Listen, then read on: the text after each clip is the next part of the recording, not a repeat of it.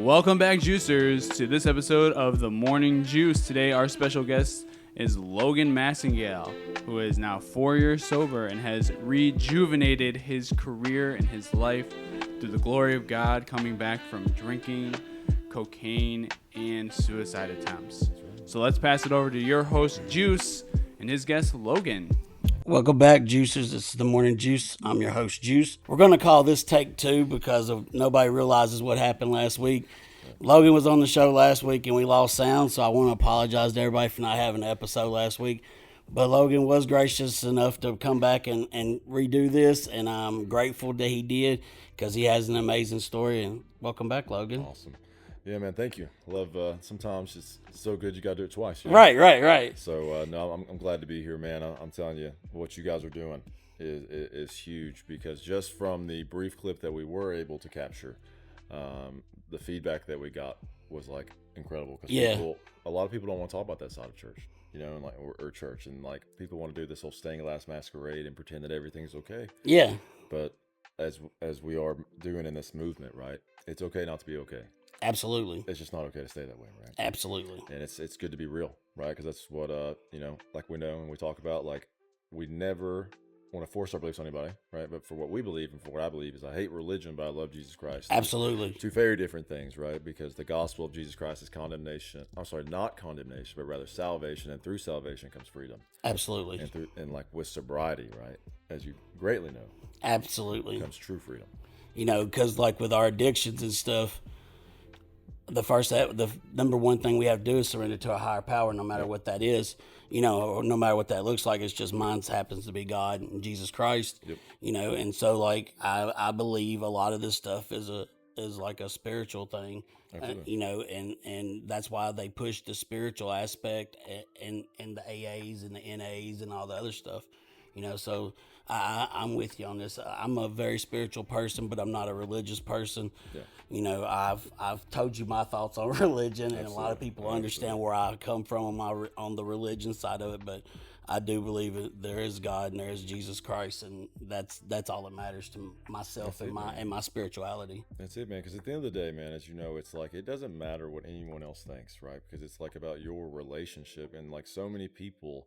And like, this is not an anti-religion thing. This isn't an anti-pastor thing. This is just like real things for real people, because that is what the biggest thing I'm most excited about in entertainment now, right? And like, as we're diving deeply into the country music aspect of my career now, as we are watching this shift going from this bro country where it's just like, let's talk about partying and those things, where it's like, let's get back to the heart of music, which is storytelling and connection, right? So if you look at life, right, and it's about being real, it's all about that authenticity about you and God, man. Because like, everybody's going to have an opinion about you no matter what they do, right? Yeah. And if you think about religion, right, it is literally man's interpretation of what happened with God. So therefore, so many people get caught up in the legalistic side and they don't think about who Jesus Christ is, right? Absolutely. Because like, people can do whatever they need to do, like you said, with like finding your higher power to make sure that you're becoming your best self. So, but if you get down to the heart of it, right, and you study who Jesus Christ is, there's no judgment there, right? Like, I think, you know, last time, like, and this is one of my favorite parts of what we spoke about last time, was my favorite parable, right? The woman that was captured. And just to briefly go back over that. So that is where, you know, the harlot or whore, right, was caught in the act of adultery. And they take her out in the middle of the square, and the town elders are like, okay, Jesus, you know, this is the law, right? She's caught in the act of adultery, so she is to be stoned to death. Right. And so this is what I love about Jesus, right? Like, Jesus is always calm.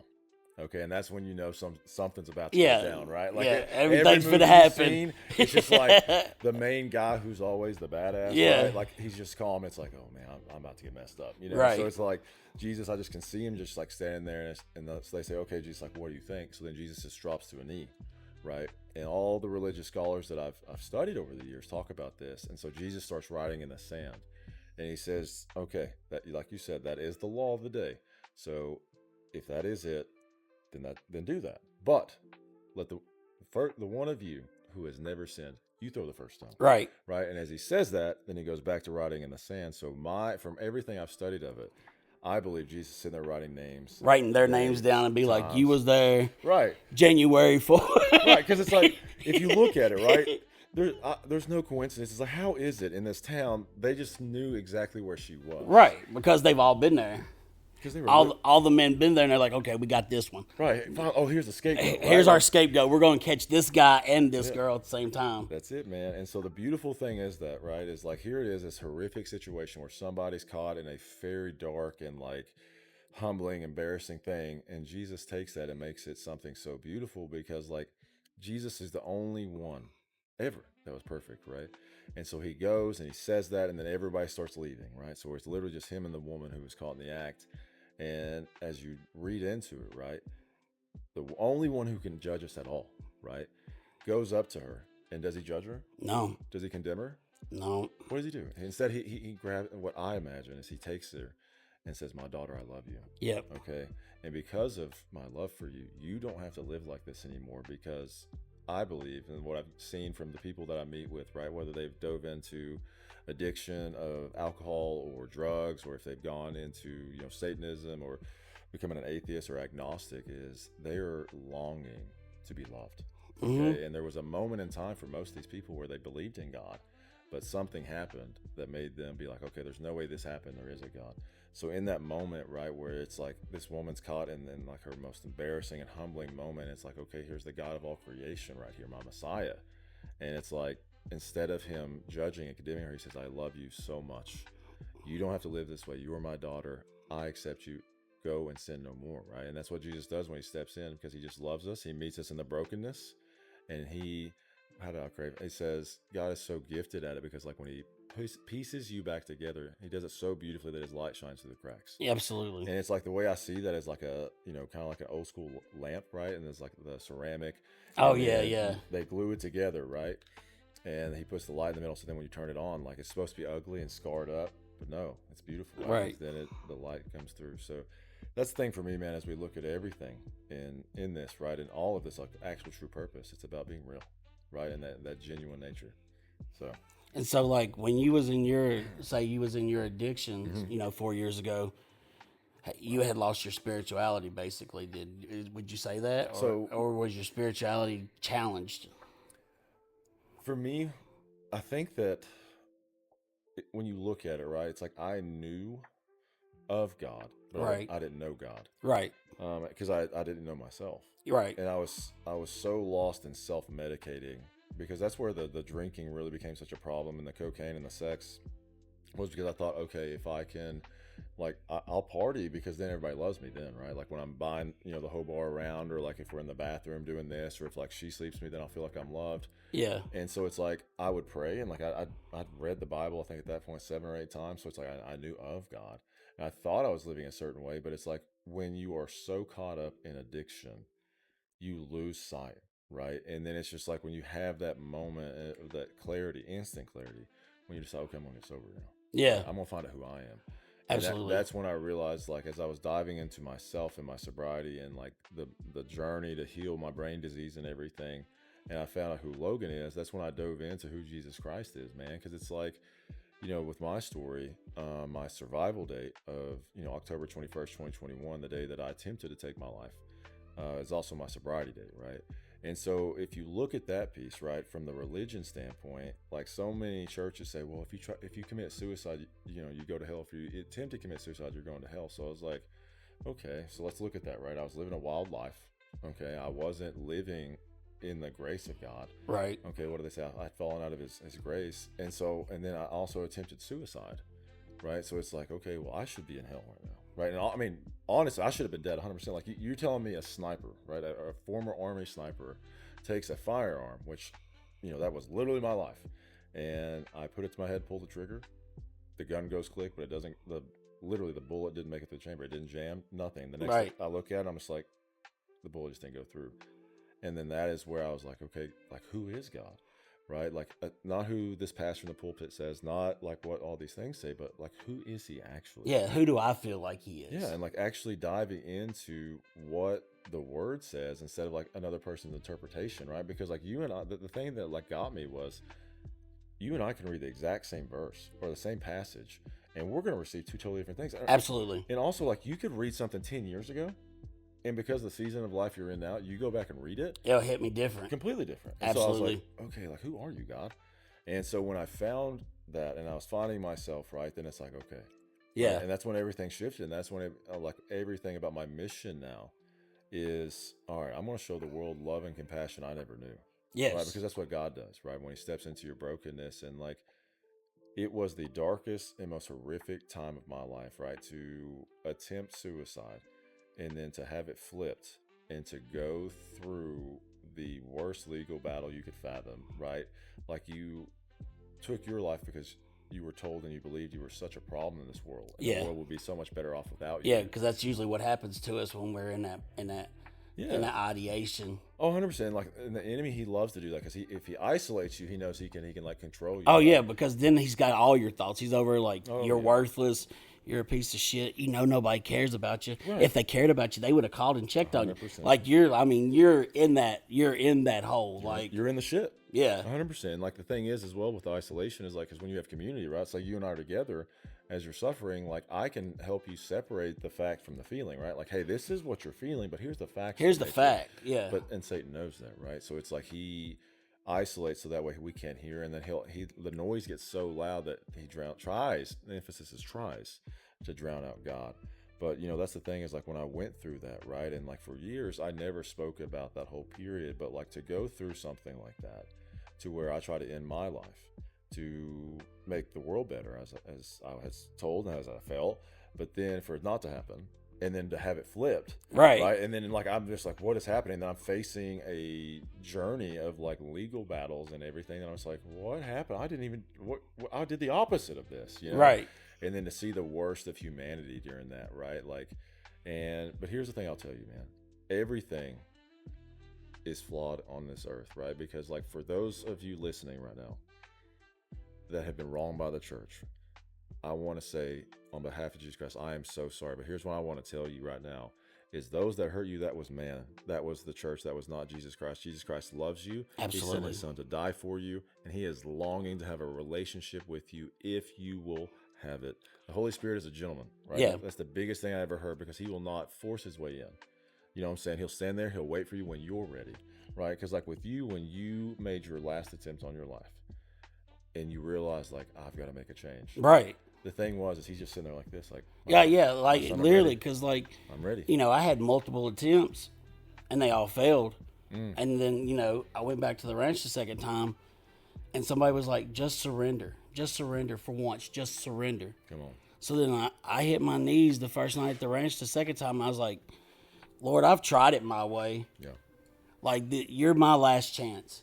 Like, if you can't show me a better way, I don't know what else I can do. And it's like, and people be laughing at me and stuff, but it's like a calmness came over my body when that happened, and a warmth that it's almost like I got a great big hug. And I felt it. And it's like now with me, do I sin every day? Absolutely. Because, like, I cannot not go without sin. I still screw up. Yep. But like we've talked about in the past, for me here at Path, I practice the church every day here because, like, we're trying to put spirituality, some sort of spirituality in our clients. And these are the clients that get shunned out of the quote unquote church because they want their church to look goody, like there's no problems in the church. And that's not even what church was about. Church is supposed to have your adulteries, your drug addicts, people with purple hair, like tattoos, because they used to shun all that stuff. Oh, yeah. And for me, it's like, y'all can do y'all's church the way y'all want to do it. If y'all want to be the high dollar, dress up nice, I'm going to do church my way, and I'm going to do it the way Jesus done it. I'm going to sit with the sinners, and I'm going to try to make these people better, because I want to show them love that they've never seen before, and it's just genuine love. Like for me, like I tell everybody all the time, don't let other people's garbage come on your side of the street. And to me, once you find Jesus and God, like for me, he don't even allow other people's trash to come on my side of the street no more. Yeah. Like it's like there's like a force field. It's like it bounces back over to them. Yeah. And it's just so like I'm so confident in my spirituality that like even the worst of moments, like my mom being in the hospital and she getting the real bad diagnosis of the heart failure the other day, and you know, she got paused on the liver transplant list. A couple years ago, that would have drove me to a self-harm attack or a suicide attempt because her trauma's wrapped up in my trauma. But to be able to have a conversation with my mom and be like, you know what? God got this. God's going to heal you here on earth, or he's going to bring you home and let you go home with your mom and dad and your sisters and your brother that's in heaven already. And for me to be able to flip something so traumatic that happened in my life to being like, God's got you here or here. Right. And I'm okay with either way. I'm going to be sad if you're gone, but I'll be glory to God that you're healed, you know? And for me, once you hit that level of spirituality, you know you're okay. Like, you know, he's got you. And then he throws those little nuggets around everywhere. You know, he's like, I just want you to know that I'm there. And it's kind of like, you know, they missed it on the first take that we did.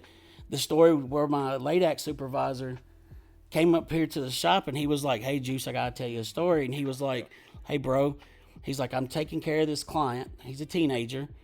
And his dad apparently went to the ranch where you worked at. And he said, I met this guy named Juice. And he taught me how to be vulnerable and taught me how to save myself, which in turn has helped me save my family because my son's here now getting help. And he's like, I just wish I could reach out to him and tell him how he saved my life. He didn't know that was my late act supervisor. That was a God moment, you know. 100%. He told that to him, who came back and told me as I was not struggling spiritually, but I was just struggling with the stuff going on with my mom.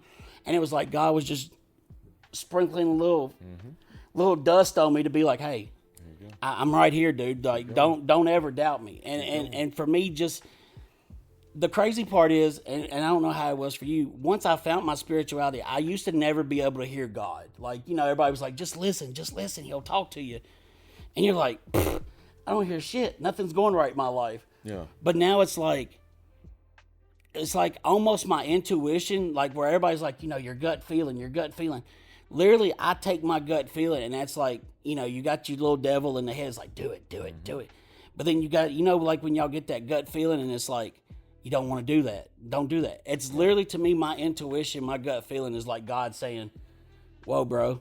Whoa. This is me talking to you. You need to chill. Right. You know, and that's how I look at it. Like, if my gut feeling don't have a good feeling about it, it's almost like God telling me, like, oh, like, we don't need to go there. 100%. Because, I mean, it's like, you know, there was a few things there, right? So the film that really brought me back to Nashville, right? Because like when I moved to Knoxville last May, I went out there and I just wanted a fresh start. Right? I had the internet scrubbed of me and I erased all my old social media. I didn't want anybody to know anything I'd ever accomplished in life or done. I just wanted to be Logan, right? And so when God was bringing me back here, it was for a film called I Can Only Imagine 2, okay? And the first film, right, of I Can Only Imagine is about Bart with a song that was written. Yeah, right? I've seen the first one. And it was so good, right? And it talks about where the song came from. Well, and this is what I love about God, man. Is like most of the films I've done, I did not really look into it before I showed up.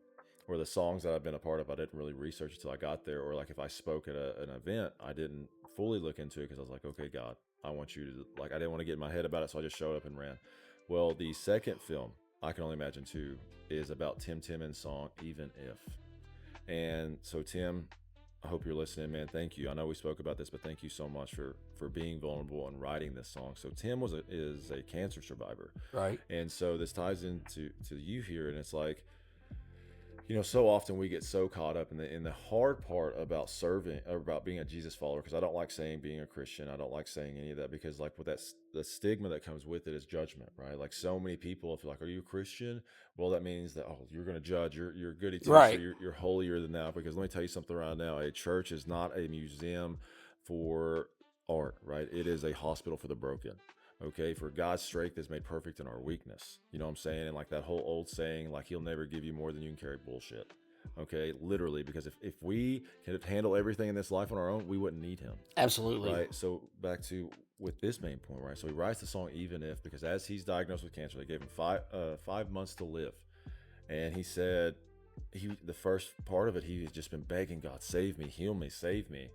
And then he said, God spoke to me, he said, you know, if like regardless what happens, I want for my prayer to change from me begging, like rubbing, the bottle for a genie, and I want to have a conversation with God. And he just began to write. And he said, God, like, and this is the hard part, right? With being a Jesus follower, it's never a doubt of what can God do. It's what will he do. Yeah. Right. And so Tim is writing this, and it's like, he said, there's a line in it, and it goes like, you could reach to the fire with your mighty hand, right? But even if you don't, my hope is in you alone. And like for you, man, it's just like to just sit in that, right? Because like God says in his word, like, what is it? His peace surpasses all understanding. Yeah. Right. So like you could sit there and like you're going through this, right? And so what you just said, like something that would have absolutely leveled you, caused you to relapse now, because you understand, like we're sitting here and like we have such finite minds. We have no idea what's going to happen the next second. You know what I'm saying? Like, but God is infinite. He knows everything that's ever going to happen. And like he already carried that on the cross when he died for us. You know what I'm saying? He didn't die for us on our best day. He died for us at our lowest. Absolutely. So with this, man, it's like understanding that the author of creation is sitting there, right? And if he's not panicking, neither should we. Right. And I agree. So it's a hard concept. I mean, it's easy to say, right? Because like I saw a TikTok reel that it was like, imagine you're sitting in heaven, right?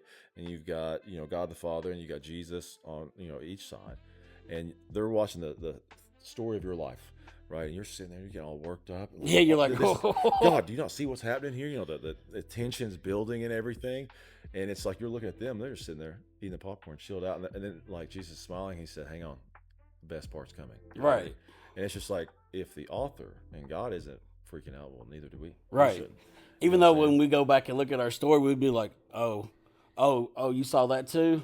Yeah. Well, it's because like he knows exactly. He's like, hey, this is gonna be painful. This is gonna be terrible to watch. This is gonna be very hard for you, but I promise you, what's coming next is gonna be worth it. Because like the thing is, like with sobriety, right, and then tie that in, is so many people relapse because they get so fixated on the long game. And the thing is, I said this last time, is like, you don't have to be sober forever. You just gotta be sober right now. Like if you're at the bar, like you don't have to reject every shot that night. Just the shot that's being handed to you at the end. No, thank you. Right, I'm good right now, and that's it. You just have to be sober right now, and then continue that. And so with this, man, it's like God is just so beautiful, and like taking the chaos and everything, and just creating such beauty out of it, man. And see, I feel like you said, he challenges his toughest soldiers, because like I used to dread my story, as far as like, golly, I went through physical abuse, I went through emotional abuse, I went through sexual abuse, I watched my mom be poisoned, like, and you watching all this, but without my story, I wouldn't be here today, helping other people through their stuff. And it's like he had to put you through some trials and tribulations to make the best version of you, to get you where you needed to be, to where he could use you as the beacon that he needs you to be. And like, I tell this story quite often. There's this guardian angel of mine. Her name's Mama Carol. She's been like, she is like somebody that can be totally in tune with God. It's Mama Carol, because like in 2018, I went to commit suicide with a gun, right? The night I had it planned out, I worked with my favorite people, had letters in my truck seat, had it all figured out. And Mama Carol called me that night. She's like, son, are you all right? And I'm like, Mama Carol, I'm not doing good. Like, I'm struggling right now. And she was like, I need you to make me a promise. I just need you to make me a promise. You've never broke a promise with me. Just make me a promise. And I was like, Mama Carol, I don't know if I can or not. And she's like, God told me that I need you to call me in the morning. That's all I need you to do. And I was like, Mama Carol, I don't know if I can promise. She said, no. God told me you need to call me in the morning. And so that kept me from doing it. Which, I mean, I still had other attempts later on, but that one was going to be, the easiest one. You know what I'm saying? So like, and I still wasn't in with God at that point, because I still didn't understand how she knew these things. But to see her, how she texted me today, because she follows my podcast, and she's like, son, you remember when I told you 15 years ago you was going to be a preacher and a pastor one day, and you was going to have this congregation, and you was going to preach? And I was like, Mama Carol, there's no way. I cuss too much. I sin every day. she texted me the other day. She goes, "How you doing, preacher?" And I was like, she's like, "You found your congregation." She said, "Your congregation might be different." She said, "But that's your congregation, and you are every day a pastor." That's it, man. And I was like, that is, like, she is like, you know, she's like my second mom. Like, both her kids worked for me. And so, like, you know, I give her a shout out as much as possible just so she knows that I think about her on every episode. Cause, like, Mama Carol, we love you. So, cause, like, she had planted this stuff. Like, it's almost like she saw this before I could see it, you know, and now she's like, look at you, you're telling your testimony. You know, and she's like, I told you was going to tell your testimony one day. And I was like, you know, and for me to have somebody like that, that God put some, like, because now I can respect it even more. Like, I always loved her, but to know that God put somebody like that in my life to keep me just okay enough until I found him. Yeah. And when you look back at it like that, it's like, whoa. Yeah. And I'll give you another example of a guy like moment. Like Brian. Everybody's met Brian. He's my producer. He's my everything. When I got out of treatment, I asked God where he want me to work. I had an interview at Home Depot, Kroger, and Publix. I could have went to the easiest job, Kroger or Publix. Yeah. And I was like, God, where you want me to go? And he was leading me to Home Depot. Home Depot paid less, but that's where he was leading me. So I was like, okay, God, I'm going to take this journey. I trusted you at the ranch. Let's go to Home Depot. Yeah. What am I supposed to do? So I went to Home Depot thinking, I'm going to learn how not to self-harm because there's something to hurt myself down every aisle, right? Okay. Which I think was still part of my journey, no doubt. Yeah. But I met Brian, and we couldn't get no work done together. We would fucking hide and go play, and then I had to play catch up right before close before we left, you know. But it was like that time working with him was some of the greatest moments of my life because like I was starting to find myself again. And then some of the people at Home Depot started hearing my story, and I started getting them excited about recovery and stuff like that. And they all knew that I was going to be in recovery one day. Yeah. So you fast forward, I left in December. So January, February, end of January, 1st February, I go to him. I'm like, hey, I got this idea, blah, blah, blah, blah, blah. And he's like, what's your goals? Yeah. What do you want to do? I said, I don't care if it ever makes $1. I just want to save lives. I feel like God's wanting me to do this to get it out there more and do it raw and uncut just so people can see it and understand that they're not alone. And he's like, sold, let's do it. And like, but God had that figured out before time, you know. God knew I was supposed to meet Brian. Me and Brian was going to make magic together. And now here we are, you know, and now he's starting to open the doors because, like, I had a former Titan call me the other day that wants to come on and do the podcast. Like, let's go. You know, like, he called me, and I'm like, I used to watch you on TV, you know? So, like, God's starting to open those doors. And like I told Brian, with me in this podcast, I still don't care if it ever makes $1.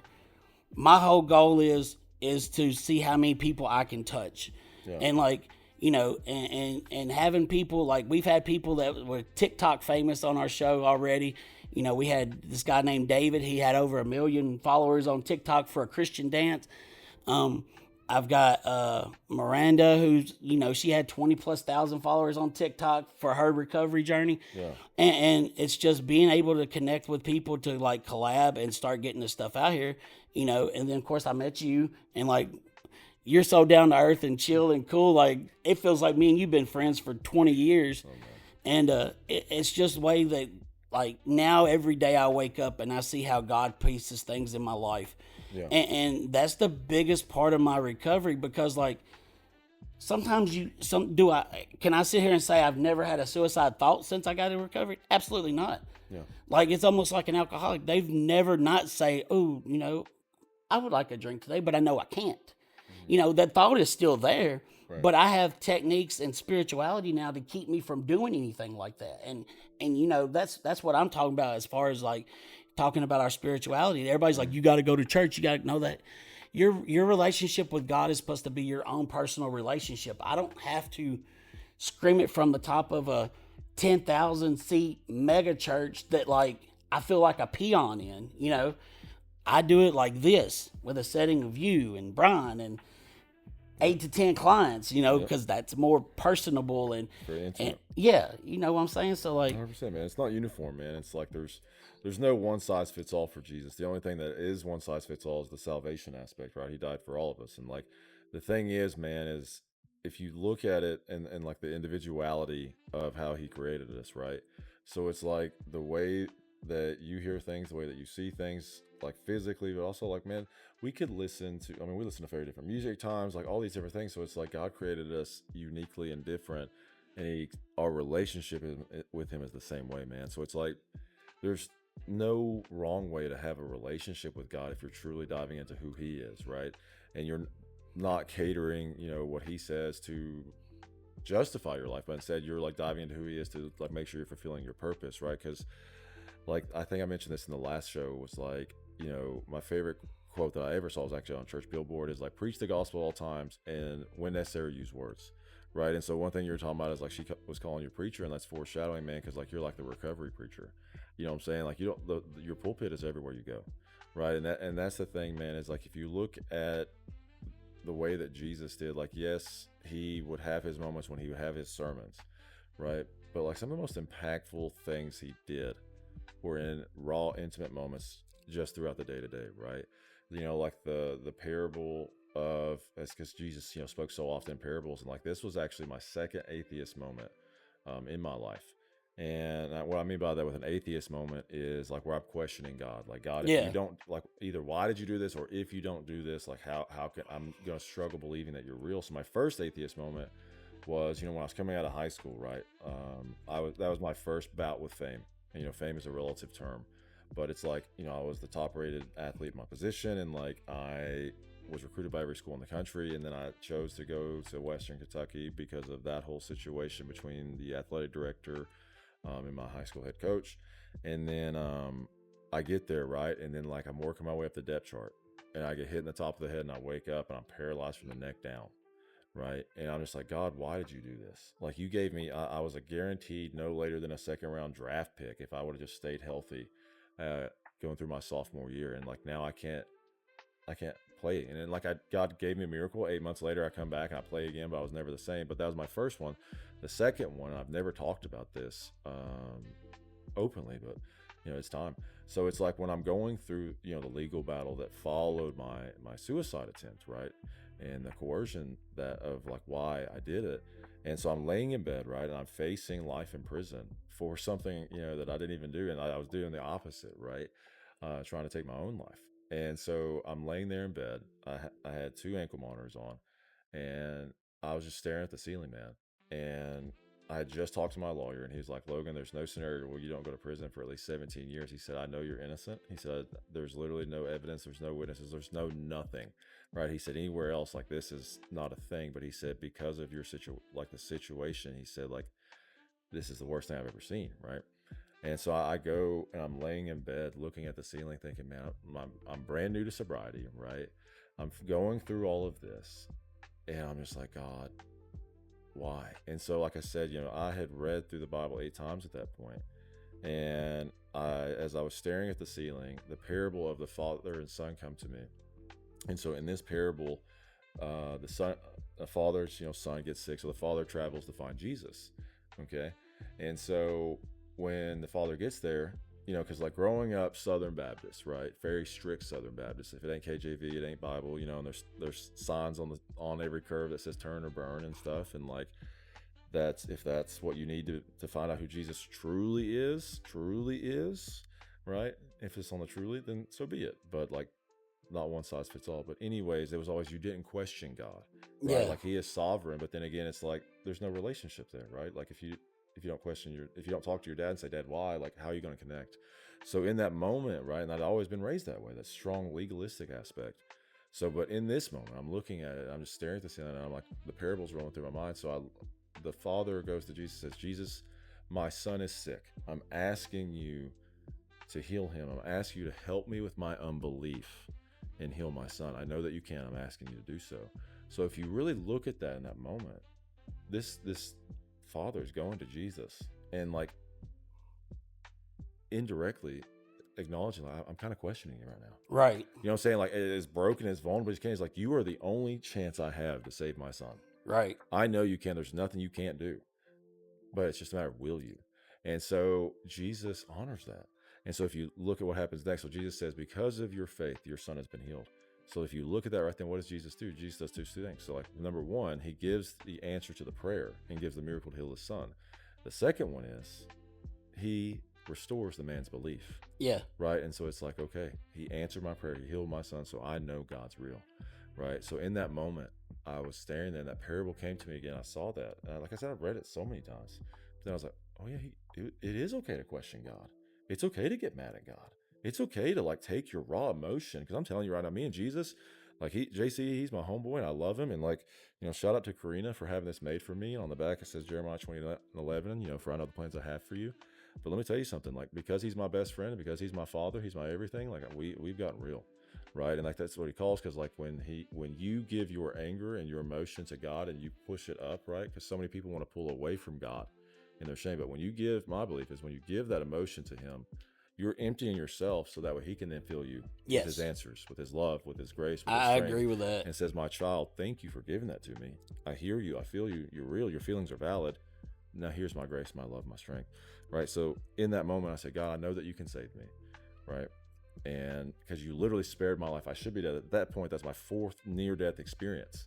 And you stopped the bullet from going through the chamber. So I'm asking you now to spare me. Give me the greatest miracle of my life. I said, God, if you will do that, I said, I'll spend the rest of my life showing the world love and compassion that I don't know right now. And 3 days later, I got my miracle, you know, and here I am with you.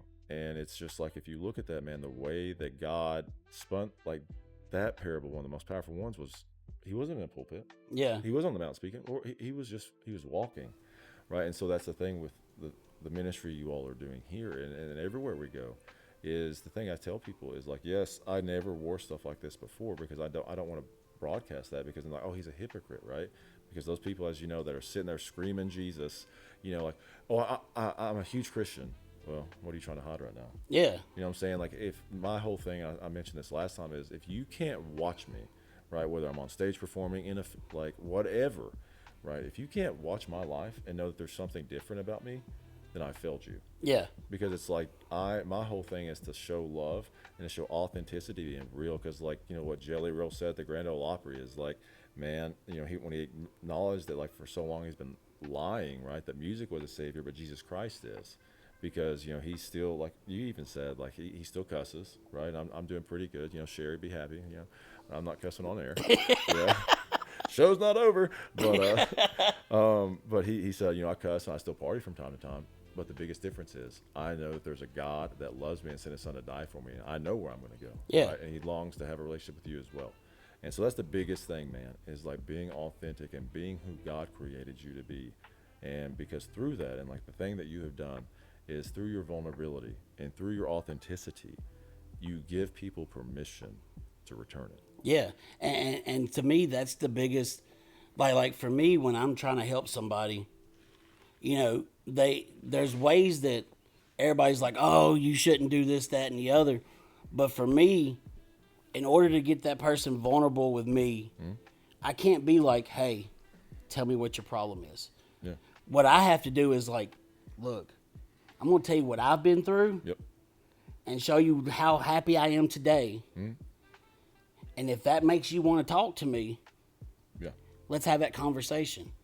So for me, I show them vulnerability first, because a lot of times when people come into places like this, they don't even know what vulnerability is. They've been so locked down and pushed away from God. They're like, you know, F you this, F you that, because you didn't do nothing for me. Yep. And when you flip them and be like, what did you ask for from God? I asked him to make me courageous. He's not going to give you courage. He's going to show you how to be courageous. He's going to give you opportunities. Yeah. You know, he's like, I just want God to love me. He's not going to show you the love. He's not going to give you love. He's going to show you how to receive the love from him.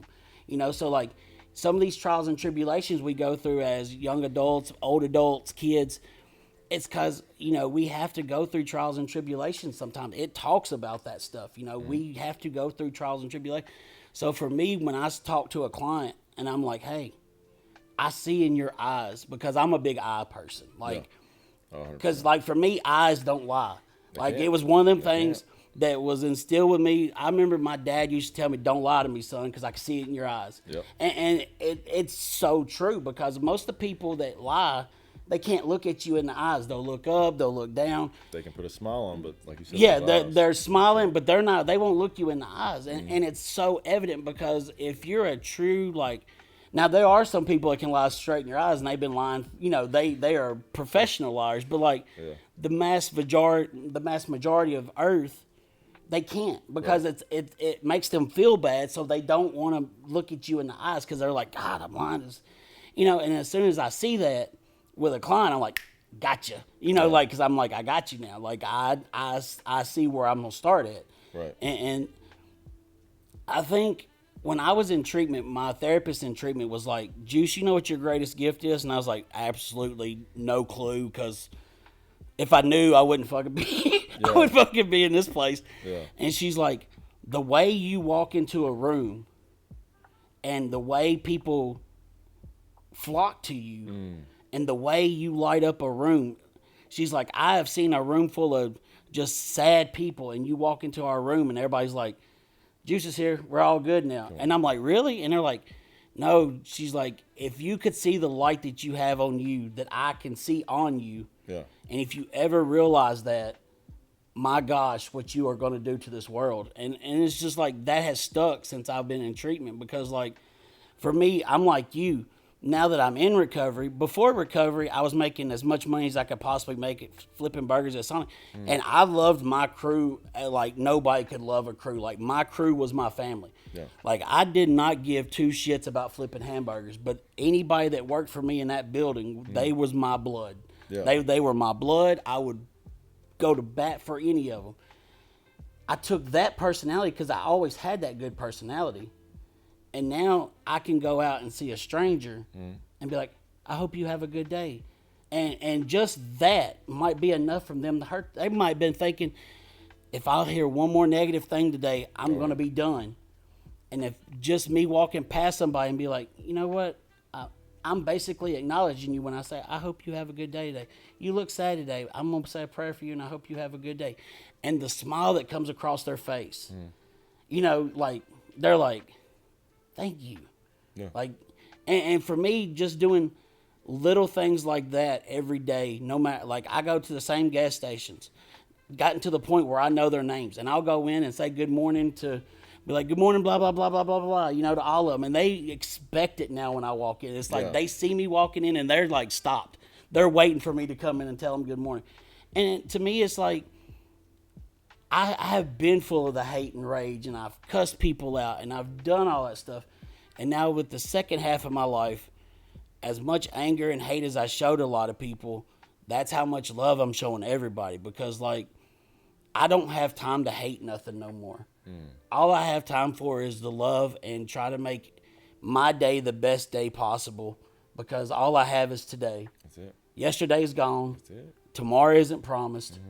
All I have is right now. That's it, man. And if I do everything I can right now to make the big man happy with me, then I've had a fulfilled day. Yeah. Like, when I go to bed at night, I just make sure, I always say the prayer, like I always pray before I go to sleep, and I ask him to take everything off my plate that I couldn't accomplish, because I don't want to carry it over to another day. Yeah. And I always say, I hope I made you happy with me today. I hope I did everything in my power to show your love to other people today. Yeah. And for me, that's an important piece, because, like, I want to acknowledge him as much as I know he acknowledges me now in my own life. And so for me to acknowledge him, I just, it's that part that you just hope makes him smile when I go to sleep, like he's got it now. Juice is good. Juice has got it, and for me, that's enough for me. Yeah, like the father being proud of the son. Yeah. It's like the thing you long for growing up, your dad would be like, hey, I'm proud of you, son. Right. And that's what we live for now is, with our Heavenly Father. Right. And so, like, the thing is with what you were talking about as, those random acts of kindness, because as you know, like, man, everybody's fighting a battle that nobody knows anything about, man. And the people that are typically smiling the most, cutting up the most, are the ones that are battling. Hurting the most. Absolutely. You look at Robin Williams, man, like one of the greatest comedians of all time.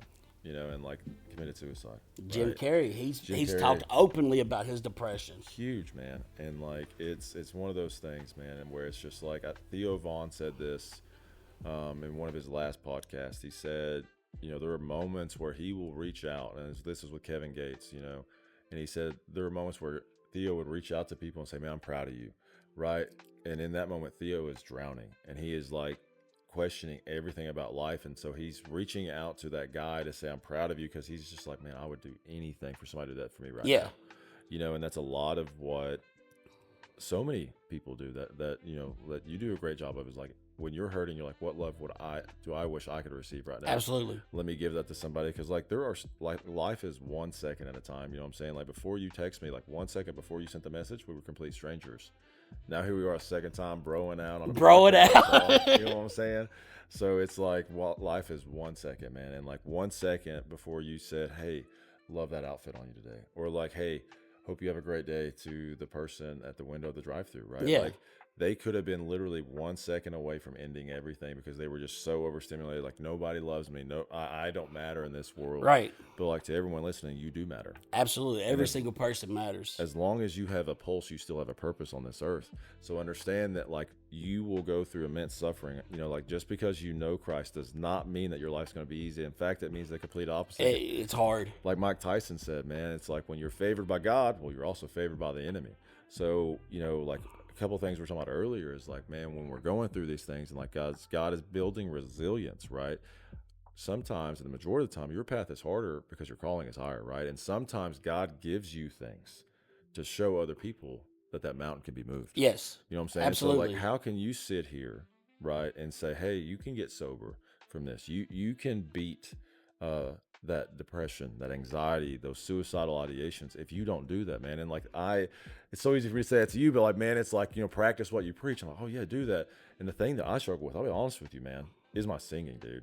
And it's like, I'm breaking the inner child, right? Because like, my entire life, like, nobody ever want to hear that, right? And like, you can. And like, I literally told my agent when all this started, right? It was a random, I think I mentioned this to you, it was a random video. Yeah. Right? I got stopped after a movie premiere that I wasn't even in. Yeah, because they thought you was a singer. Yeah. And I mean, there's worse things now. I'm getting stopped like, hey, weren't you the male stripper in 911 National? I was like, man, I was also a country singer. Nobody talks about that though. You know what I'm saying? They just want to talk about Luscious Logan, or or Peter Neversoft. You know what I'm saying? It's taken. Don't even try to take that domain name. But it's wild like that, right? But it's like, I'm sitting here telling everybody, like, walk out on the water, have your Simon Peter moment. Because if you look at the Bible right there, that like, when Jesus called Simon Peter out on the water, as long as he's focused on Jesus and not look at the storm, he was fine, right? Right. That's with life. So it's like with my singing, acting and modeling is easy for me, and I make the joke all the time, like, Logan, how can you act like that? Well, it's because like I act like I'm okay all the time. So it's like I'm, a great actor in that aspect. But it's like with the singing, man, it's the most vulnerable thing I do.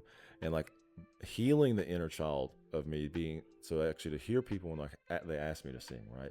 And it's like, okay, like, it's not because I suck. It's not, I mean, like, I'm learning, I'm literally 4 weeks into this, right? Yeah. But it's like understanding that like, every time I take that step to get better, every time I do perform, every time I do something like that, I'm healing that little boy inside me that says keep going, right?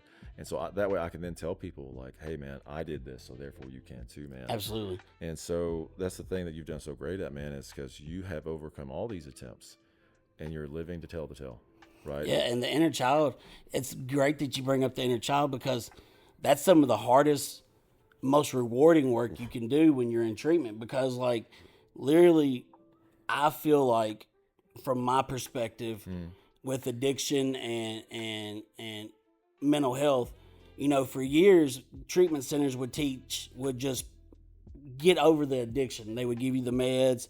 They would do this, but they never hit the issue that made you have the addiction. The core. So for me, the addiction is just a side effect from a trauma that happened that you didn't know how to deal with. So like, where I went to cutting, workaholic, blackout, anger.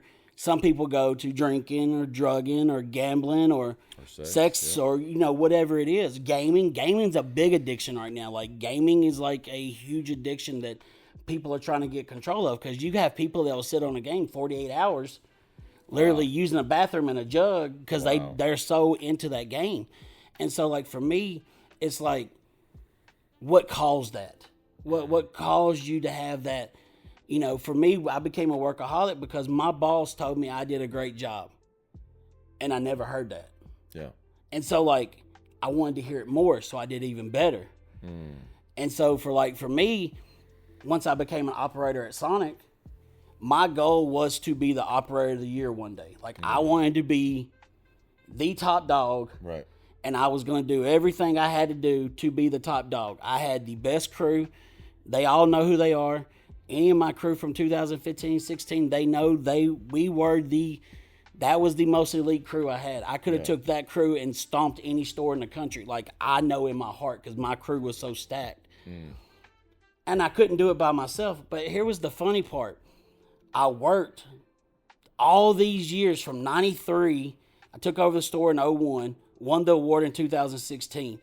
So for all these years, my focus was to win this one award, right?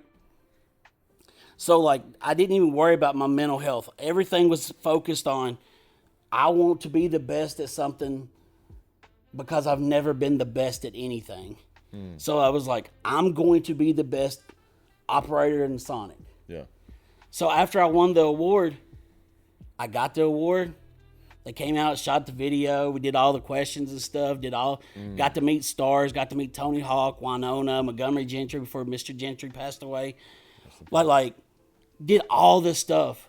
And then I walked on this stage in front of 4,000 people that are clapping and celebrating that I won this award. And I felt nothing. I had hit the pinnacle and I felt nothing. What I felt was I sacrificed my kids, my time with my kids. I sacrificed my marriage. I sacrificed everything for this acknowledgement. Because I was like, if I get this acknowledgement, I will feel good. This is the pinnacle. I will feel great. Nothing can top this. And I got there and I said, what now? Yeah. And that's when my mental health collapsed. And then COVID hit. I got divorced, then COVID hit, and then I crashed out. But, like, it was, now looking back on it, I protected my mental health for an award that I thought was going to change my life. And at the end of the day, it was like, it made me feel like, I remember being on stage and it was hard to smile. Yeah. Because I was like, this didn't fill me. This is not, I worked so hard to get this fulfillment and it didn't fill me. And now today, I'm a broke person. I do this, I work in recovery, but I'm fulfilled. My heart's full. Watching somebody's life change is worth more than any amount of dollars you can give me. Like, knowing that you had the chance, that this person trusts you to save their family tree. Basically. You know what I'm saying? Like, I'm saving your family tree. You're trusting me to save your family. And you do it. Man, like, it's like, there is nothing, and it's not even like a rush. It's like, there is nothing that feels better, because, like, I have these moments, talking about God moments and stuff, where, like, I'll be talking to a client and I don't even remember what I say. Because I will literally feel a warmth come over my body, like somebody puts their hand on my shoulder, and it's literally like Jesus or God is speaking through me to this client. Because once it's done, I'm like, whoa, what happened? That, and we always, and me and that person be like, that was a God moment. Like, because I'll tell them, I was like, that wasn't me. Like, I don't even remember what I said. And their eyes are all, you know, we're both crying and stuff. But, like, it's those moments I found my fulfillment. The whole thing I was missing was God the whole time. You know, if I would have had God back, and when I was trying to get this award, I probably would not have ever got the award, because, like, I would have been fulfilled by God. So I wouldn't have needed a trophy to make me feel worthy. To validate me. And so, like, now people are like, Juice, you're always happy, but you live check to check. And I was like, I wouldn't do it no other way. Like, God's got me, and he's working slowly through me. Like, you know, do I think he's got a bigger plan for me one day? Absolutely. Do I think one day he's going to grace this podcast to hit more than 300 or 400 people a week? Absolutely. Like, I feel like, everybody that comes on here will be like, this is different than anything I've ever been on. Like, I love this. Yeah. And so, like, it's all his work, though. Mm-hmm. I'm just his vessel. Like, he's the one that tells me to do this, and for me, it's like, that's fantastic because, like, I'm on a level and like, I don't believe in those big pastors, right? Like your Joel Osteen's and if people do, that's great. Like Kenneth Copeland and all them. I can't do that because to me, they always advertise their books at the bottom of the screen and their merch and all this other stuff. And I'm like, are you really a pastor or are you a motivational speaker? Because if you called it like it is and said, Joel Osteen's a great motivational speaker, I would agree with you. If you said Joel Osteen's a great pastor, I can't agree with that because, like, I've watched him enough and I'm like, do you really need all these houses and the private plane? If you're a pastor, you're supposed to live a modest lifestyle. It says so. And for me, it's like, that's why I get fulfilled helping somebody because, like, I feel like if Jesus was on earth today, he would take that sick person in addiction and be like, let me help you. I'm going to help you through this journey. I'm sorry that you got on this. Let me help you. And that's where I feel like my work is so important, or the work that any recovery center does is so important because we're literally trying to save a statistic. Like, they say a man commits suicide every 30 seconds. Over 800,000 men have died this year from suicide. Wow. 85% of all suicides are men. And it's because we hide our feelings and emotions and stuff. Oh yeah, it's not manly. Yeah. To talk about your feelings, it's not manly to cry. That's the biggest crock of shit I've ever heard. Like if the most perfect man and the ultimate alpha man, Jesus Christ. I'm so sorry. What is the shortest verse in the Bible? Jesus wept. Yeah. Pretty sure that means Jesus cried, right? But see, we were all brought up by our granddads who grew up watching John Wayne, who was like. Yeah, bro, I hear you, dog. We were told, if you cry, I'll give you something to cry about. You know? Oh my God. Only girls cry. I used to hear that as a kid. Only girls cry. Don't suck that up. Boy, I'll give you something to cry about if you're going to cry. Right. Just suck it up and move on, man. And so, like, now we're trying to break generational curses. You are. Because men don't know how to cry. Like, I've had men in both places I've worked at, they cry and they like, I don't remember the first time I don't remember the last time I cried when they finally cry. And see, if you get them to cry, to me, if you get a man to cry when they're in treatment, rock bottom, dog.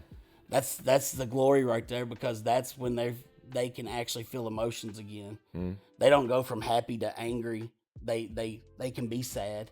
They can feel everything. They can have hurt feelings. Yep. And that's what I'm blessed to have now. I'm blessed to be able to cry. Yeah. That's wild. It's wild, isn't it? To say I'm blessed to be able to cry. Yeah. Like, and it's a blessing. Like, I can watch a sad movie and I'm like, oh, I see why this movie's sad now. Years ago I'd be like, you didn't feel anything. Right. Yeah. Except for dog movies. Something happens to a dog. Bro, come on, no. Hey, there is nothing. I still can't watch pieces of John Wick, man. Like, when the dog died, I was like, I'll kill that one. You know what I'm saying? The worst one for me is Marley. Bro, why you gotta bring that up? Come on. That's like the worst, saddest movie ever. Dude, I literally had this conversation last night, man. Like, I've, not to, but it's like, I've held people, as they've died. I've watched things, take place, and like, I got up and I went about my day. But let me tell you something right now, man. When I had a puppy earlier this year, Pepper, my sweet buddy. And when I had to give him away because of circumstances I couldn't control, let me tell you something. I cried for 12 hours. Absolutely. Literally, it was like it was just my tear ducts. I was so raw because there was nothing, but it's because with animals, man, they don't do anything but love you. Absolutely. You know what I'm saying? The ones that are actually violent, it's because you trained them to be like that. Yeah. Like, animals by nature, as you know, they could go and like pee on the rug, you spank them. You walk out the room and come right back, shut the door, open the door immediately. Oh my God, hi. Oh my God, you're here. You know what I'm saying? It's just like, and it's like, oh my God, dude, there's something taken from that, dude. So oh my God, I feel you, dude. Dogs, absolutely. I will absolutely sacrifice a person to save a dog. Yes. You know? And it's bad that we would do that. But, like, people don't understand it. Like, animals, like you said, animals in general are just here to, like, just love. That's it, man. And like, to see the true love in a dog or a cat. Some people got, like, lizards, and they train them to where they love them to death. Like, they're sitting there on their shoulders and stuff. They got snakes too, man. I can't do snake. I can't, dog. No. But, like, the true love that they show, you know, that's the love I try to show to people today. Yeah. Like, seriously, like, when I see somebody, I don't want them to be like, look at that angry asshole. You know, I try not to have the RBF no more. You know, because, like, sometimes you're just going through the day and you're thinking, and all of a sudden you can feel it on your face. You're like, and you're like, no, I gotta smile. Like, I can't handle that RBF. No, I get you. I mean, I struggle in similar ways because my face has subtitles. You know what I'm saying? Like, I'm very expressive. Like, if I don't like something, you're going to know straight away. I swear. Yeah, like, I wear it on my face. That's why I like when the show Love is Blind, Rich has, like, no chance. Like, because I'll walk out, and if I ain't feeling it, I'm just like, you about to find out real fast. Right. I'm about to be the biggest asshole in America. I was like, oh. Yeah, I couldn't be on a show like that because as soon as they walked in the room, I'd be like, they'd be like, oh, no, he don't like me. He don't like me. You just, like, start panicking, like, oh, no, I'm not actually Logan. I'm sorry. I'm lost. Yeah. Or it's like not having a poker face. Like, if you got that perfect hand, everybody would throw in because, like, it would be on my face. I'd be like, oh, finally. Yeah. And everybody's like, fold. And you're like, shit. Right? And they call your bluff, man. But, dude, it's like, I'm still fixated on the aspect. Like, you're happy to cry, dude. Because, man, it's just like that vulnerability and, like, that authenticity and that realness, man. Like, when you said that, it just, like, really hit me for a second because I was like, yeah, dude, like, for men, right? And it's like, I love changing the stigma, right? Because, like, if you watch me, right, like, I get asked all the time, right, nowadays, like, being in the modeling aspect and, like, getting my, you know, nails done and being manicured all the time. Like, are you gay? And I was like, no, I'm not. I was like, I understand why you think I am, but I'm not. But it's like on that side, right, like the feminine side of it, and I'm watching all these things, right? So, like, that was a piece that somebody brought up. But then I was like, somebody sent me a post, right, and I think it was my friend Cher, and it was just like this uplifting post, and I looked at it, and it was from, like, a, you know, women's empowerment page, right? Want to make sure, like, this little piece right here, we tell men, like, it's like manly, right? I'm going to address the piece of, like, a lot of times I get attacked a lot about how, like, I'm a pretty boy, right? And nobody would ever imagine in my past life, I was a sniper in the Army, right? Like, so it's like, hang on, this Billy badass, this college football player, and then, you know, sniper in the Army, and then now you're, you know, a swimsuit model, right? Like, what's up? You know? And so it's like, hang on, like, what is the definition of manly, right? Yeah. And then I'll dive into that. Hell yeah, let's go. But you know, with what we were saying with, like, the crying aspect, right? And, like, it's okay to feel, and, like, you know, talking about, like, the changing the definition of manly, right? Because, like I was saying, when Cher sent me that post about, like, just a positive mindset, right? And I was like, oh yeah, like, there's not a lot of man pages that talk about that aspect, right? A lot of it's like, oh man, like, sleep with as many women as you can, like, rack, you know, all the, you know, bedpost numbers you can get, and, like, you know, stack your money and stuff. And it's like, hang on, right? And, like, be manly, right? And it's like, well, hang on a second, what is the definition of being manly? You know what I'm saying? Because, like, you know, we kind of talked about off air, it's like, you know, I get a lot of hate because of the pretty boy image, right, of, like, the swimsuit modeling and things. And it's like, nobody ever acknowledges what my past life was, right? Like, the whole college football thing, and then the sniper in the Army thing. Like, so it's like, hang on a second, you know, like, what is manly? Yeah. Right? And so it's like, to me, man, being a man is definitely being a provider, right? And being a protector, right? Like, I can promise you right now, man, it's like, I tell, you know, people when I'm real with them, and, like, Tim Kennedy even talked about it, like, the most violent men, right, who are capable, who have forgotten more violence than most people will ever learn, right? When people start talking shit, they get quiet. Yeah. You know, and like, for me, I tell people, it's like, if somebody's getting in my face, right, and I start smiling, I understand it's about to be a bad day. Yeah, somebody's finna have a bad day. Right, because it's just like, man, I don't want to go to that place, right? But it's like, you know, when you look, and that's not me saying I'm a badass. It's like, I'm not. There's people out there right now. Like, I get in a fight with a chihuahua, I may lose right now, you know? If you're with someone, right, and they want to be a stay-at-home person, right? Then that's amazing if that's your dynamic. But for me, it's like there's nothing wrong with having a successful partner, Right. right? That doesn't make you any less of a man, right? Instead, empower that person, right? Like, hey, way to be a boss, babe. Yeah, Absolutely. that's what I would be. I'd You be like, went out and grinded? that shit. Absolutely. Hey, you want me to make muffins? Give me that apron. You know what I'm Right. saying? Like, I'll put that thing on. You want me to be the stay-at-home dad? Shit, I got you. Like, Absolutely. whatever. You know what I'm saying? I think that thing's hot. You know what I'm saying? Like, all you boss babes out there, right, that are making that thing happen, and you out there grinding, you out there being that CEO, all those things, keep it going. Yeah, and if you don't think there's a man that would appreciate it, come right here. Us two. That's it. We'll throw on the apron and make blueberry muffins for you in the morning. I mean, you may not want to eat it, but you know what I'm saying? Yeah, Like, be like- I'll go to Publix beforehand, Right. and I'll act like I cooked it. Right, I'll heat them up in the microwave. Be like, look what I did. Yeah, that's right. Come on, so you happy with this? You know what I'm saying? I'll service you. But no, it's for me, it's all about that equality, because it's like supporting your partner. Because like Absolutely. for me, it's about like having the partnership, right? Like you're not, you know, one above the other. It's like you're equals, and it's like you elevate together. So like with being the manly, you know, back on that aspect, right? And like being a provider and being a protector, right? Like for me, the way, like when I look at why I went into the Army, it was, you know, there was a verse in the Bible that talks about when God was looking at mankind, and like we had entered into that era of sin with like Sodom and Gomorrah and all these things, and God is like, the world has become so wicked they no longer know who I am. And he goes like, who can I send that would die and save, you know, my children so they can come home one day? And Jesus steps forward, says, here am I, send me. Right? And that's like, dude, I still get chills about that, man. And it's like, that's why I stepped up to sign that blank check. You know what I'm saying? So that way I could go, and if I had to, lay down my life so that way evil would never come here. And so for me, it's to be a man, it's you will lay down your life without hesitation for the ones you love. Right? Because like one of the quotes that they always toss in the army is, for the ones I love, I'll sacrifice. And that to me is being a man, to be real. Like how much of an impact you having today. Like I don't give a shit if you're out here doing like this super manly job, and like for those that are, amazing, keep providing. But it's like, dude, did you touch somebody today?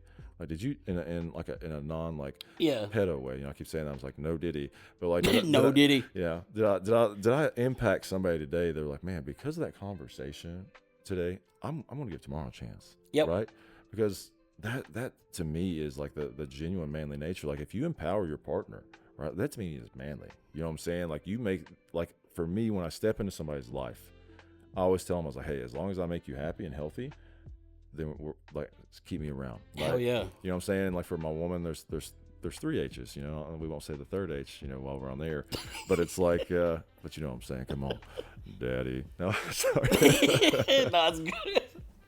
But, you know, it's like, as long as I'm healthy for you, as long as I make you happy, because it's like, man, when I want there to be a timeline of like your life before me and then your life with me, right? Yeah. And like how I've breathed life into you, how I shift your perspective, and like, why do you want the things you want in life? Like, what do you actually want with your life? And like, to me, that's a man, because like as times are changing, right?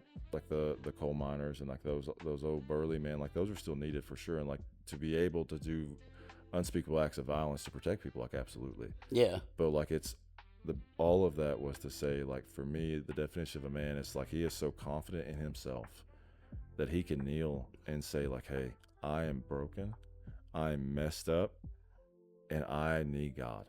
Right? Yeah. Because like, as you know, like so many, like all the men that I've lost in my life to suicide, only one of them was actually from PTSD from combat. The rest were because they suffered in silence. Yep. Right? And majority of it was heartbreak, man, if I'll be honest with you. I tell people all the time, man, you want to shut me down? Heartbreak is one of the worst. Heartbreak and financial stress. Oh, it'll shut me down in a heartbeat, dude. Yeah. I absolutely, I'm not a man. But like, dude, everybody that I've lost to suicide, you know, was because they suffered in silence and like never expressed how broken they were. Like if it was they had lost their spouse, you know, they'd left or whatever the case was. They're like, oh, I'm just gonna be a man. I'm just gonna go drink it off. You know, which is what the military taught us, dude. Like, you're hurting, go drink. Right? You're happy, go drink. You know what I'm saying? And I see that gnat again. Get away. I just saw. It's like, get away. But like now, it's like, man, to be real, right? I think that's for me that's the definition of a man, is to like just to be real with yourself, to know who you are, so that way you can become the best version of yourself, man. And see, for me, I use it in music too, because like up until say 3 years ago, there wasn't a lot of songs about men showing their emotions in songs. Yeah. You know, it was like, I'm gonna drive this truck. I'm gonna lay my woman down. I'm gonna lay my wife down. I'm gonna go herd cattle. I'm gonna do this. Baby, but then, lock like, the door. you had Jelly Roll Save Me Bro, came changed out, my life. and that was the song when I was like, that song hit me, you know. And then Dax has one called "To Be a Man," Oh my God, dude. and which is like, that song came out when I went into treatment 2 years ago. Wow. And if you want to know an anthem of a broken man, if a man can listen to that song and they can shake their head yeah and tear up to that song, you're the man we're trying to break the stigma on. You're the guy that we're trying to help fix. Because like, any man that hears one of those two songs, because it's about a broken man, both of them are. But for me personally, the "To Be a Man" by Dax, and he's had it remixed. He's remixed it like 4 or 5 times with other people in the done some songs, collabs on it. and every one of them are fabulous. But like the very first one where it's just him, if there's a man that listens to that song and they tear up because they feel every bit of that. Yep. That's the person we're trying to break the stigma for. That's the person that we know we would love to get in here to help, because, you know, it's got that line, you're never appreciated until you die, and then she falls into some other man's arms to mourn you. Or the stigma that 90% of men never get a flower until their funeral. Dude, that's what I was just And so like, I was watching a TikTok video and this little girl brought her dad flowers last night, and I cried watching that video, because it was like, he broke down so much. She was like, Dad, I saw a stat that most men don't get flowers until the day they die, and I want to make sure you get flowers before then. And he broke down, and I was like, I feel that. You know what I'm saying? Like, I felt his excitement and his love that he had for his daughter in that moment. Yeah. And I'm a girl dad, so like, of course I felt it. So like, when I watched the video, I was like, if my kids ever brought me flowers, you know. And it's like, but it's true. Like, you know, we buy flowers for women, but like, if you think about it, like, my granddad's, I never remember my granddad's getting flowers until the funeral. Yeah. My uncle, like, my uncles that are alive, I've never heard them say, you know, your aunt brought me flowers, you know. And you look at that and it's like, wow, most men don't get flowers. 90% of men don't get flowers until their funeral. And just hearing that, it's like, that's terrible, because we'll go out and pick wildflowers for somebody. Yeah.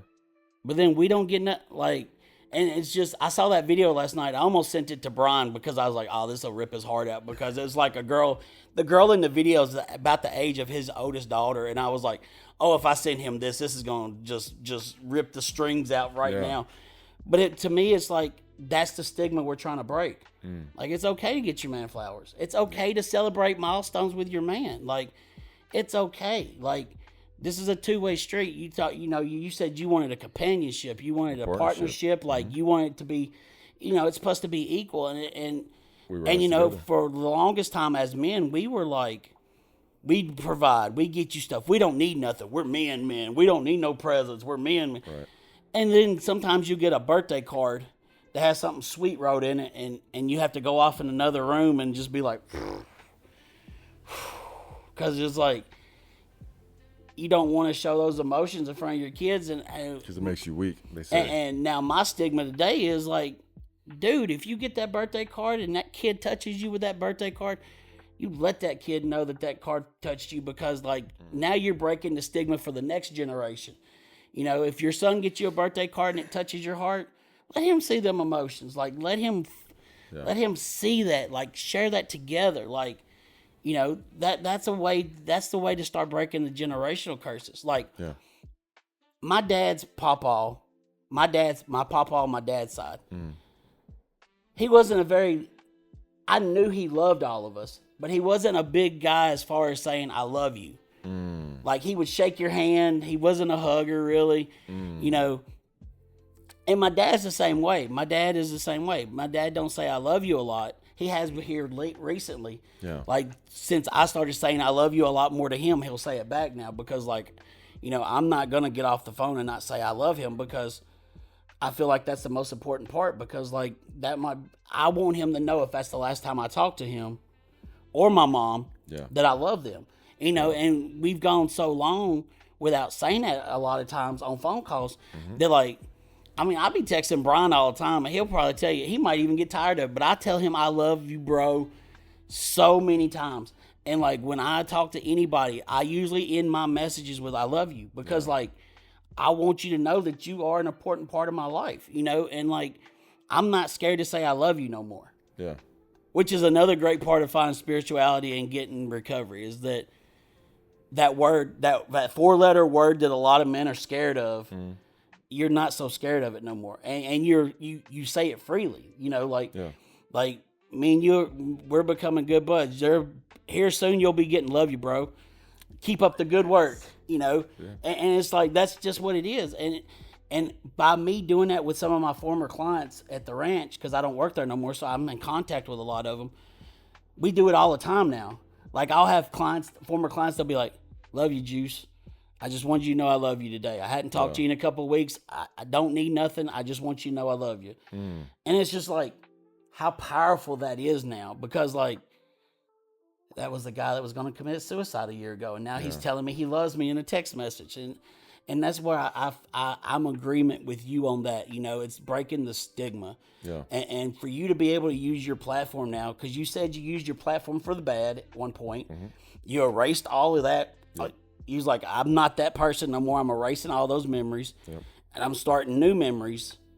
And from this point on, God, since you saved me and you healed me, I'm using my platform for you first, mental health and drug addiction second, and everything else will fall into place. And I respect you completely for doing that because, like, for people like Jelly Roll and Dax to do it, they had music careers for years before they started doing it because you start doing that, that's that touchy subject. And like when we were talking before the show today, how we're having this big movement in music and like, you know, the Christianity, the gospel songs, I don't want to say Christianity songs, the gospel songs that like Brendan Lake is mainstream now. Like, you know, and it's been years since like a gospel singer was mainstream. Like the last one I can think of off the top of my head was like Stephen Curtis Chapman back in the Stephen, great guy,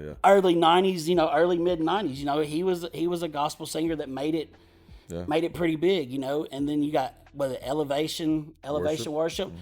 Their music's everywhere, and to see the music changing and seeing men flock to this music now, that's how we're going to start breaking the stigma, because now they're starting to feel the spirituality, and now they're like, hey, I'm not okay. What can I do about that today? Oh, there's resources. Right. Oh, Logan just talked about the other day that there's resources for people like him to get help. He was a football player and a sniper and all this other stuff, and he got help. And so for me, this is how we're going to do it. That's it, man. And so like with the, you know, I love this, right? Because it's like the crazy thing. So I want to address something on this. It's like you talked about how gospel singers, you know, like the, you know, for music, the genre's, you know, technically Christian, right? It's like they don't typically go mainstream, right? And it's because a lot of times they're forcing certain beliefs that like the entertainment world doesn't want to acknowledge. Because I'll be honest with you, like I've been in and out of it since 2012, right? I started with modeling, the modeling led to acting, and now still doing the modeling and acting, but that has led to the singing aspect. But in my first bout with fame and everything, it was not okay to say you're a Christian. Right. Like you'd be blacklisted, you'd be called, you know, the P word, right? I'm like, again, doing great on air. But it's like, dude, you just didn't talk about it, man. And like then, like all all the dark things you hear about, like I can tell you it's real. I'm not going to acknowledge certain things, but it's like those things are real, right? And so like when I got out of everything, disappeared for about 4 years, right? And I told God, I said, God, I don't want anything to do with this. I don't want to be in the public eye anymore. I just want to be Logan. that's it. Just like as close to just a regular Joe Blow as I could, right? Like, and I tried, right? But the thing was, I was in a degree being selfish, because the thing is like people are going to talk regardless, right? What's that old song? Let's give them something to talk about, right? So it's like, and also in like entertainment, right? Silence is typically admission of guilt. Right, so all the haters that were like posting anonymously and all these things, and like another thing with that is haters don't feed on bottom feeders, and I did, and it's like, so with this, man, is like God just kept, and like, if the thing is, man, is like you can fight God all you want on your purpose and your calling in life, but look what that did to Jonah. Right, I got him in a well, and God's going to do what it takes to get you there. So like, man, I literally fought everything. Like, I'm not doing anything. And well, then like I just gave a photographer a chance. Right, did a shoot, gets picked up. Next thing I know, I'm doing my own show every other Friday on a local news channel. And then from that, Jim reaches out that I'd met one time, says, dude, pop in for this one scene. And the next thing I know, here we are. 22 film productions in 2 months, and like we're doing this, right? So this ties in to the core of it, because you mentioned Brandon, and Brandon is the one I love to focus on, because when I was coming back into the entertainment world and I was watching it, and especially coming back into Nashville, whereas like I knew how dark the circles were, right? And I'm watching, I'm starting to have these organic encounters with people that are flooding to Nashville from LA, from New York, from Chicago, these high level people in entertainment. And it's like, what was the common thing? They either were brand new to sobriety or brand new to understanding who Jesus was, right? And they said, and like most of them, they like, dude, I'd never been to Nashville. Yeah. But like I couldn't shake it, and like God was just saying, just go to Nashville. So I'm like, okay, I can feel something coming, right? And so I was like, all right, God, because like leading up to I Can Only Imagine 2, for me, like God speaks to me a lot through social media, actually. Some people like pray and read your Bible, and like if that is how God speaks to you, keep going, man. That's amazing. For me, it's music and social media, right? And so like I will see the same post 3 times. Yes. Right, and it's just, and it'll be from different pages, but it's the same exact post. And so like leading up to I Can Only Imagine 2, I saw these 2 posts literally 3 times in a row, and it was like, first one was like, you will soon laugh in places you cried, and the second one was like, God will rebuild you in front of those that broke you, right? And so one thing, and then the next one was when the Nashville Voyager did that article, and like I was at the Opry at that point, and then News Channel 5 did the special. I was still struggling with like the hate that I was receiving, for like rumors and accusations and things, and then like I read something, and it said, you are out here seeking acceptance and approval from a world that crucified the perfect man. I right? love that one. That's my favorite. You know what I'm saying? saying. It's like literally, it's just like, hang on. So the God who created all of this, right, and loved us, came to die for us, and we crucified him. So what are they going to do to me?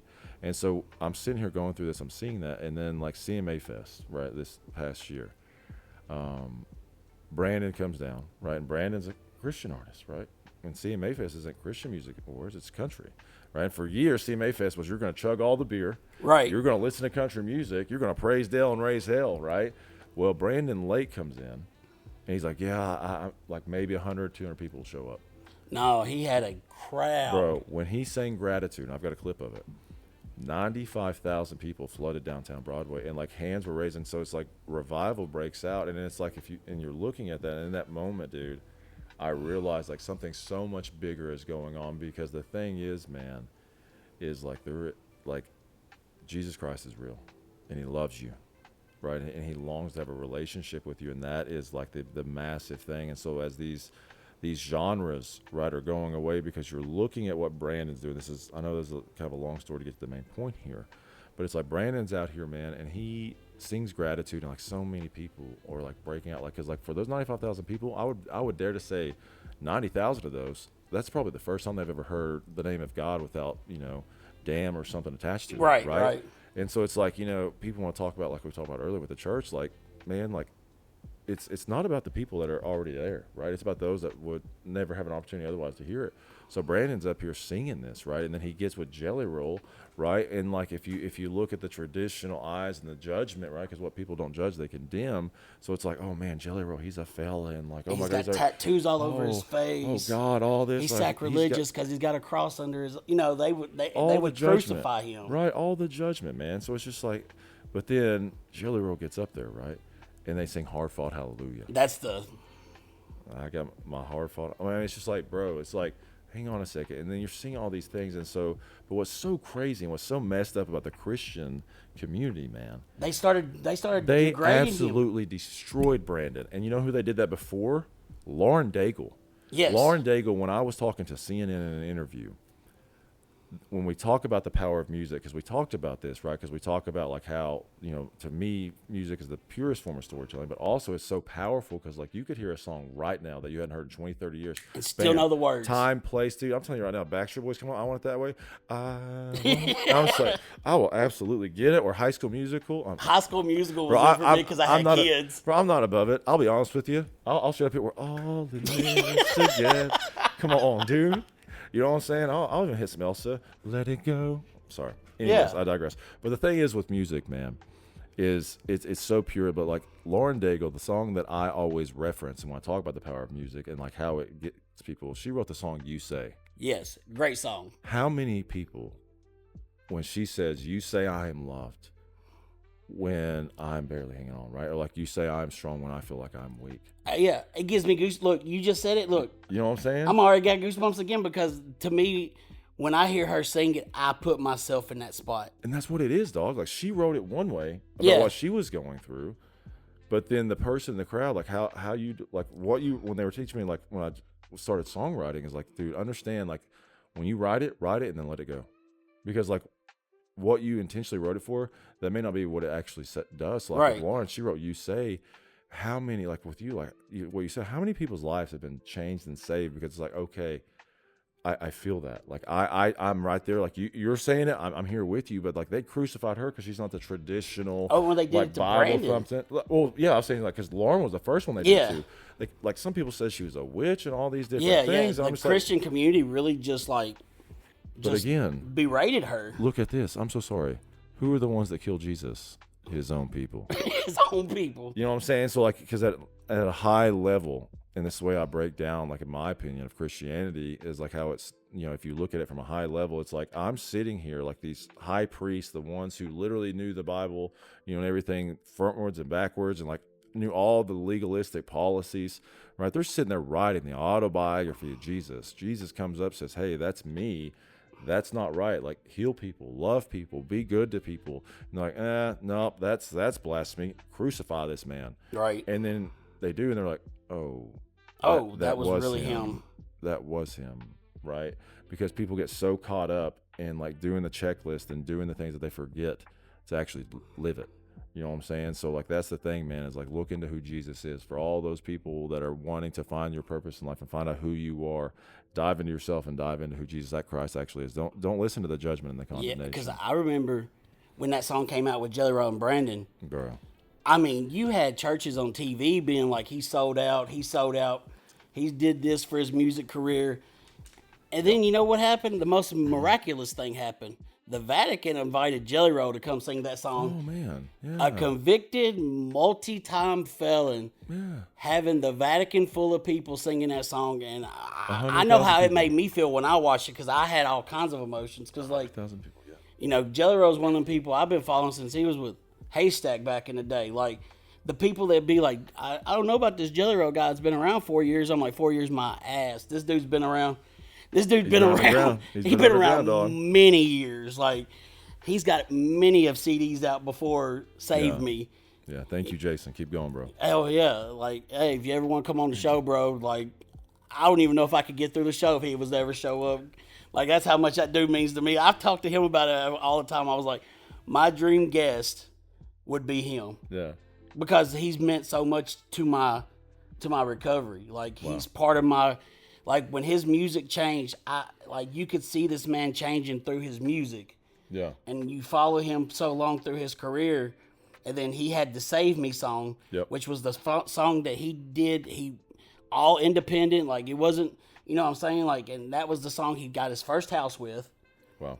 You know, because he got a house right after that song, because I was following him on social media, to where that song has taken him from then to now, and now he owns all that land. You know, he's got his farm, and like, and for me, you know, people are like, oh, he sold out, he's not rapping no more, and I'm like, he didn't sell out, he grew up. You know what I'm saying? Like, you can't rap about stuff you don't do no more. You got to sing about what you're doing today. He healed and he evolved, and people have a problem Absolutely. with that, 'cause And they you can't know, control people are that. like, "Oh, he sold out." And I'm like, if you listen to him, he's still singing country rap. I mean, his genre was always country rap. It's just it's more country than it is rap. Yeah. But if you listen to it, it's still got beats. It still sounds good. You know, for me, it's like let's kill. And Like, also, what would be the problem? You yeah, know what what's I'm the saying? problem? Like Why are you trying to judge and condemn over you're there? judging him because he was an indie artist that finally made it, and now you want to degrade him, and that's to me that's what I'm like. Bro, everybody's always going to Yeah, they're like, oh, he was so much better as it's like Green Day. The whole argument was like Green Day. Yeah. I listened to Green Day before they got famous with the Dookie album, right? Yeah. They were a straight punk band, like just straight. I'm talking about they were so punk, like just punk rock, absolutely fabulous. They did Boulevard of Broken Dreams, and they went more the ballad way, and I was like, ugh. Bro. But I didn't consider them a sellout. To me, that's what made them a bunch of money. But it wasn't my taste of music. I like punk rock, so like they changed their genre completely on me. Nothing but like, that. Rebranding. yeah, I mean, Morgan Wallen did it, dude. No, yeah. Like, Remind me to tell you something about Jason here after this, but like with Morgan Wallen, right? Like that's the ultimate rebranding, because if you look into if you watch him on The Voice or whatever he was on, he was on American Idol as a rock singer, long hair. Right? Yeah. He goes and sings the CMA Fest. This is 8 years ago. There were 10 people in the crowd. He then shifts, right? Goes through a completely rebranding, gets the mullet, shows up in a cutoff flannel, hits you with "Cover Me Up." You know what I'm saying? that was the Girl, leave your boots by the bed. Yeah, right. that was and then he's now Morgan Wallen, right? And like he's selling out stadiums, and like, but was he a sell? No, he just became who his true voice is, Right. right? So with Jason, one thing I want to talk about, like with the full circle redemption, right? Because like this chapter of my life is called the Redemption Tour, and so it's like when we were at the Grand Ole Opry a few weeks ago, and I was like, you know, speaking with him and his team, and like, you know, Leanne Morgan and everything. Leanne, love you so much. You're so funny. And I met with Judge Jim Todd, right? And so the coolest thing is, right, if you watch the Grand Ole Opry commercial that they did, or like the little clip of Jelly Roll and Judge Todd, they're talking about the pardon process where Jelly Roll's working to be pardoned, right? And then they're also talking about, like, you know, the first clip, Carrie's asking them, like, hey, how did y'all meet?